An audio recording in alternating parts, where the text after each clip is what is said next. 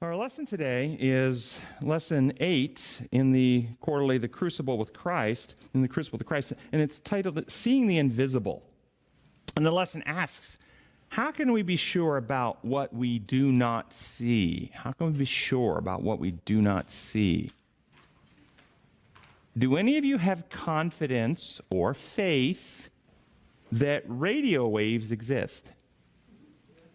Do you see them? How can you be sure if you can't see them? Do any of you have confidence or faith that radiation is real?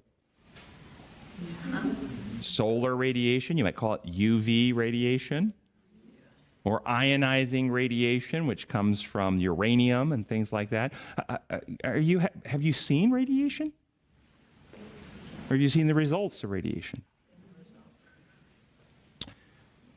So what do you base your faith in these things you cannot see? What do you base it upon? The evidence of what's happened. The evidence of what's happened. What about our faith in God? Is there evidence for the existence of God? Absolutely. What evidence? What evidence for his existence? He created the world. No, he created the world as a statement. What evidence is there that he created the world? The earth. I'm waiting. The fact that the earth is here, some would argue, is evidence of the Big Bang. It says the invisible things of God are clearly seen in Romans 1. Romans 1, that's right, that God's divine power and eternal divine nature and eternal power are seen in what he has made. Okay, so I'm asking you, what do you see in what he has made that gives evidence of God? That actually refutes the idea that it just came about on its own. Intelligent design, okay? People's changed hearts. Yeah, people's changed hearts. How? People's changed hearts. You see the complexity of the of creation. You can also see the law of giving written into the code of nature, even though it's been hijacked. It still reveals the benevolent creator, always giving. There's these cycles that we talk about, the water cycle, the oxygen cycle, the carbon cycle. So first, the complexity of life. Understand that life, as we understand life operating on this planet, there is no living organism that can exist in isolation. Every living system on Earth, living organism on Earth, requires some other living organism for its sustenance. If you separate any living organism from all other living organisms on Earth, they die.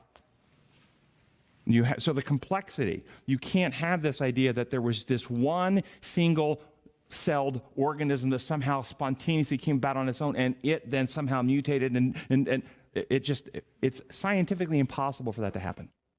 Number one. So the complexity, the interconnectedness of these complex forms of life which are required for the sustaining. The testable laws that Russell was talking about, built into nature, law of love, law of liberty, these testable laws, all systems live as they give.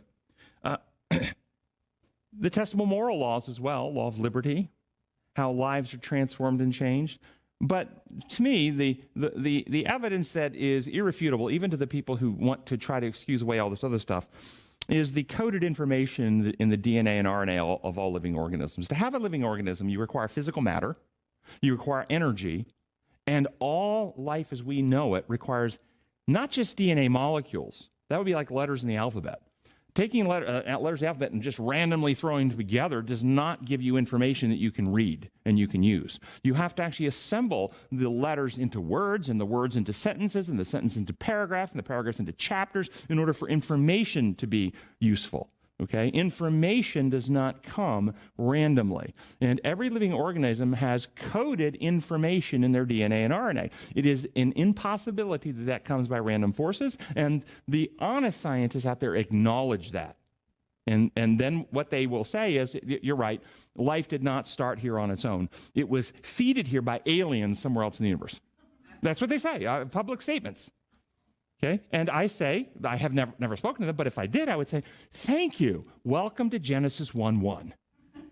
An extraterrestrial intelligence terraformed the planet and created life. That's Genesis 1:1. God is not a terrestrial. He's not from Earth. And that's what you're teaching. That's what we're teaching.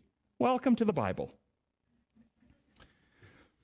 So, the evidence is overwhelming for an intelligence that created life on earth. Those who continue to promote the godless theories of existence, I want you to understand this very clearly. They're the ones who operate outside of objective reality, who deny evidence, who advance belief systems that are superstitious and require the suspension of reason. Very clearly. All the things they've alleged against people of faith, well, that's myth. You believe the Bible. You're not scientific. You don't have evidence. You believe it. It's all a lie. The godless theories are the ones that require suspension of reason, denial of evidence, denial of science in order to hold those theories because they're refuted. Just as the Scripture taught God's divine nature seen in what he has made. It's there for all who have eyes to see. It's always been there. The delusion of godless evolution, though, is so deep, and I say it's a delusion. It's a fixed, false, a delusion by definition is a fixed, false belief. And this is a fixed, false belief, and it's so deeply embedded into the accepted orthodoxy of modern education and science that it's almost never even questioned. It's assumed. It's an assumed truth, but it's actually a lie.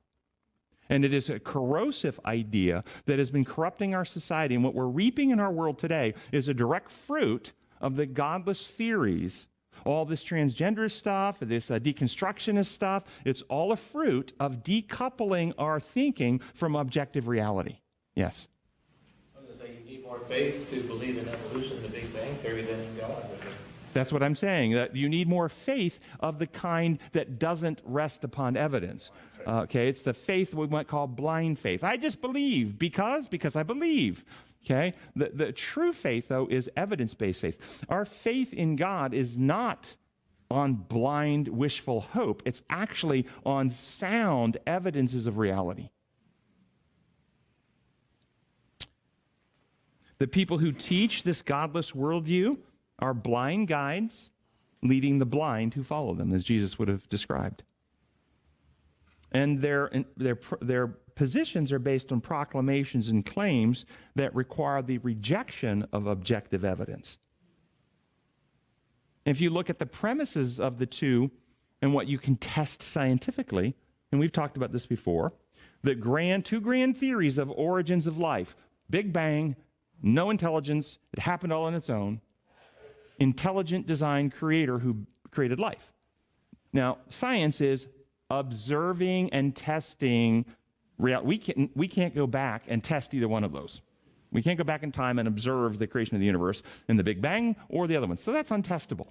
But both of those theories rest on premises that are actually testable. Premises like something came from nothing. There was nothing and something came from it. Can anyone show me that? Or the God, there was something, God, and something led and created something else. Oh, that actually works in how reality works. How about complexity and order come all on their own without any intelligent design or input? Pardon? Yeah, so somehow chaos on its own creates complexity and order versus an intelligence creates complexity and order. Well, how about this one? From non-living matter springs life spontaneously on its own. That's another premise of the godless theory. Versus, no, only living matter can lead to other living organisms. You see, if you look at the premises, every single premise of the two theories is refuted by objective science, and it requires a suspension of reason to continue to hold to a godless worldview, in addition to the genetic evidence I just cited. And so the people who hold, these blind guides who are holding the reins of power in most of the Western societies, that we, in fact, all of them, and educational institutes, and the halls of medicine, and the leadership positions of most of the institutes of health that we so supposedly turn to for guidance. These are all godless thinking people, by and large. And when you challenge their worldview, well, think, was there a time in history when there was a strong religious organization that based its belief on myth and the denial of evidence, and people you might call reformers stood up to them with evidence and questioned some of the mythological things they were teaching. How were they met by the people in power and authority? Were they met with a positive attitude, appreciation, thankfulness, willingness to update and change? Or were they met with authority, power, and coercive pressure to shut them down? What happened in the whole COVID fiasco? When certain people, scientists, doctors, stood up and started questioning, asking just simply for the evidence, for the science, seeing where it would lead. What happened and the people in authority when their positions that were questioned because they were making declarations that were contrary to how things were working, where they said, well, yes, we want to just follow the science. We're eager to have your input. Let's look at that. Let's see where the truth actually leads. Or did they shut it down and coerce? You see the same methodologies being used.